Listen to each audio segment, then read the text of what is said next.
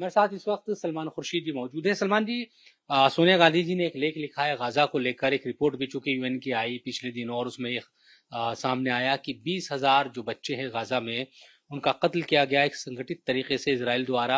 उन तमाम बातों का जिक्र करते हुए भारत की विदेश पॉलिसी पर सवाल उठाए हैं, चूंकि आप विदेश मंत्री रहे हैं और आप भी लगातार ये कहते रहे हैं कि फलस्तीन और इजराइल के मामले में भारत की जो मौजूदा विदेश नीति है वो उस तरह से नहीं जिस तरह से पिछले सरकारों की थी, और ठीक नहीं है। ये जो तमाम चीजें हैं गाजा को लेकर, अब सोनिया गांधी का लेख, ये कैसे आप इसको देखते हैं? देखिए, मैं ये समझता हूँ कि जितनी दूरअंदेशी की बात माननीय सोनिया जी ने कही है और जो वास्तविकता है गाजा की, फिलिस्तीन की, जिसको उन्होंने उजागर किया है, बहुत सारे लोग जानते हैं, लोगों को सूचना इसकी रही है। जगह जगह पर पत्रकार बंधु इस बात को लिखते भी हैं, उसको बहुत सुर्खियों में लिखे ना लिखें, लेकिन कहीं ना कहीं ये आता है।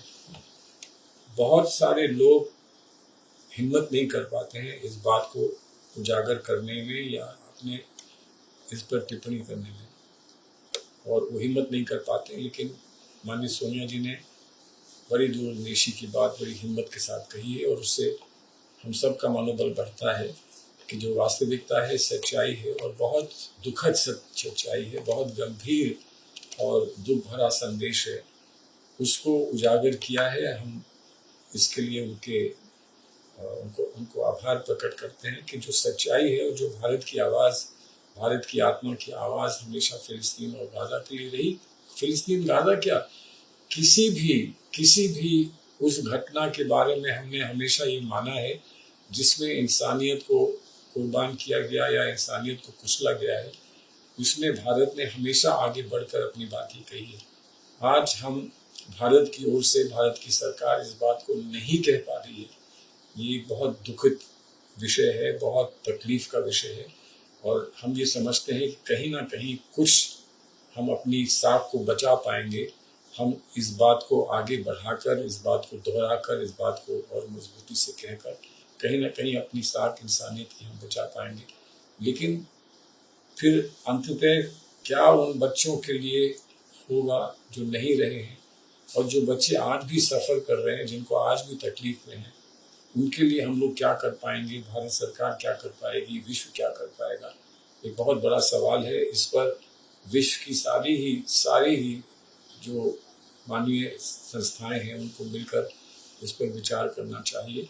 क्योंकि हम आराम से बैठे हैं और हम उन देशों में जा रहे हैं, हमारे जो जनप्रतिनिधि हैं उन देशों में जा रहे हैं जिन्होंने किसी कारणवश भी हमला किया हो, लेकिन किया हमला उन्होंने, वो आज घर पर आराम से बैठे हैं।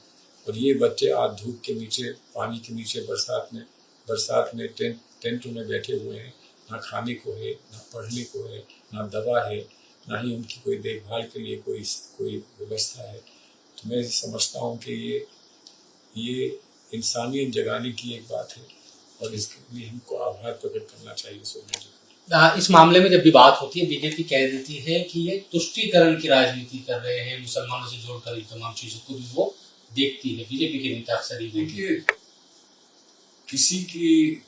किसी के दर्द पे मरहम लगाना तुष्टीकरण होता है। ये कहा कि मुसलमान का दर्द है इसलिए हम मरहम लगा रहे हैं, ये तो फिलिस्तीन के लोग खुद भी नहीं कहते हैं, गाजा के लोग खुद भी नहीं कहते हैं कि हम मुसलमान हैं इसलिए हमारे साथ ये व्यवहार हो रहा है। लेकिन वो इंसान है, इंसान पर ये व्यवहार हो रहा है। तुष्टीकरण को भूल जाएं, एक मिनट के लिए उसको भूल जाएं, मान लें कि वो गलत है, लेकिन इंसानियत पर प्रहार हुआ है कि नहीं हुआ है, इसका जवाब तो दे दें।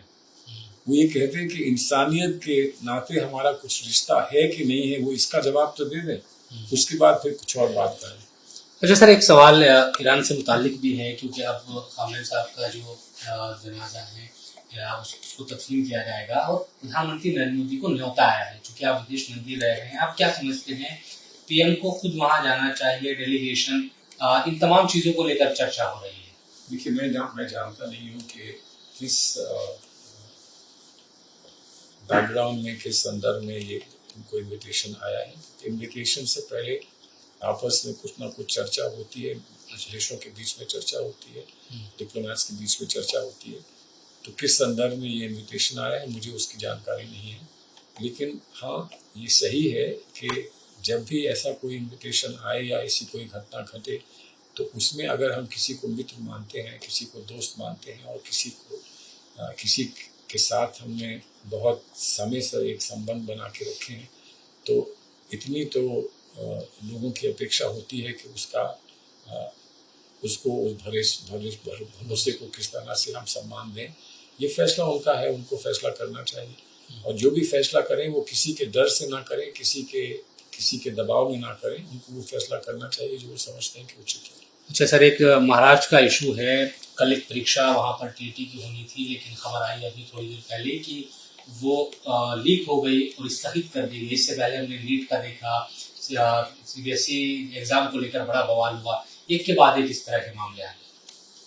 देखिए एक शब्द है बेगैरती, अगर कोई बेगैरत हो जाए तो क्या करेंगे कि बार बार उनको बताया जा रहा है, समझाया जा रहा है कि आप हमारे बच्चों के भविष्य से, इस देश के भविष्य से खिलवाड़ कर रहे हैं और आपके पास इतनी क्षमता नहीं है कि आप कहीं पर एग्जामिनेशन में लीक को रोक सकें।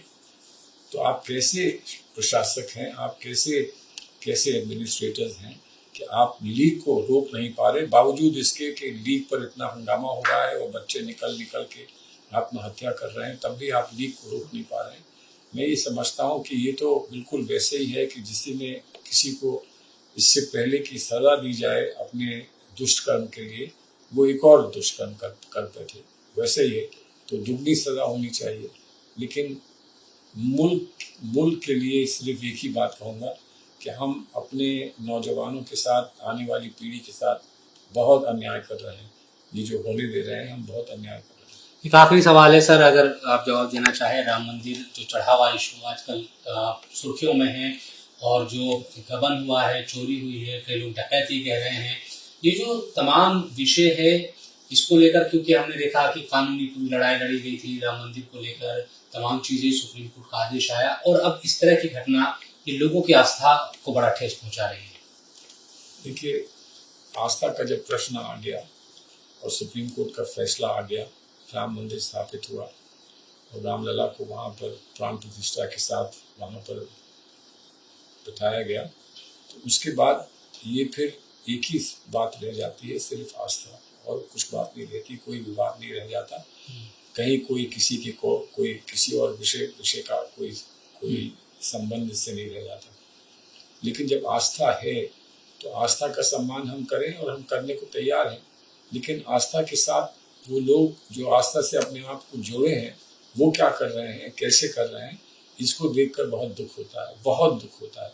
आस्था किसी की भी हो, उस आस्था को ठेस लगे और उन्हीं लोगों से लगे जो अपने आप को आस्था से जुड़ा मानते हैं, तो मैं मानता हूँ कि इससे ज़्यादा दुखद और कोई बात हो नहीं सकती। बहुत कष्ट का विषय है और जो लोग भी, लाखों लोग जो आस्था से जुड़े हैं, भगवान राम से और राम मंदिर से जुड़े हैं, मैं समझता हूँ कि उनके प्रति ये जो किया है वो बहुत घोर अन्याय है। उनके साथ जो हुआ है उसकी जल्द से जल्द कार्रवाई करने के बाद उन लोगों को दंड मिलना चाहिए। ठीक है सर, बहुत धन्यवाद।